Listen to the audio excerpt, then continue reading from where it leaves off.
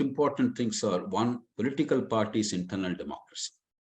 Genuinely, the leadership elected by the members through secret ballot.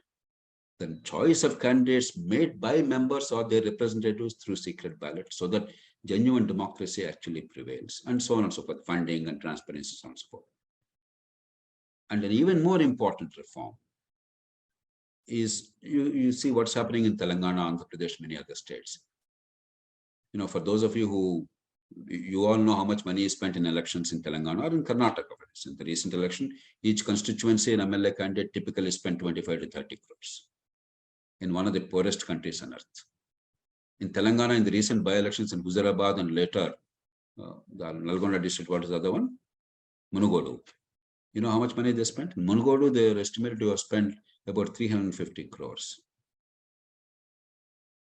In Huzurabad, they spent about 250 crores. In each of these by-elections, in one assembly by-election in a relatively small state of India in a poor country, the total amount spent by the candidates is greater than the two major parties in Britain and the whole country's parliamentary election, and the 1,300 candidates of the two parties in all the parliament seats in 2019 election.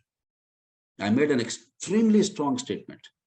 It's mind-boggling that one of the poorest countries on earth, one assembly segment in a small state, cost more than the total election contest cost of two major parties and all their candidates in the whole nation's parliamentary election in Britain.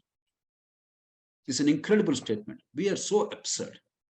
No, this cannot be now changed by entreaties and moral speeches. It's too far gone, because if a candidate or a party says, I will not distribute money, they will lose the deposits. We come to that stage.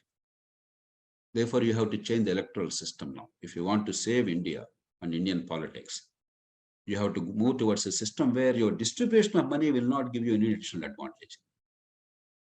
And one of the surest way of doing that is an improved, there are many details, I don't want to go into them.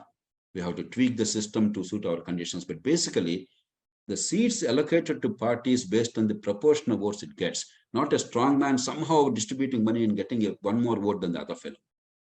From the first past the post system, we have moved towards some kind of a proportionality model where the incentive is altered.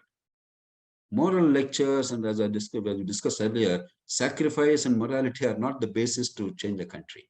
You have to change the incentives. Politicians are not crooked fellows. They simply want to win elections. It's not a sin to want to win elections. If you make it impossible for them to win elections through fair means, they do by foul means. That's what's happened in India. So you have to switch towards some form of proportionality model.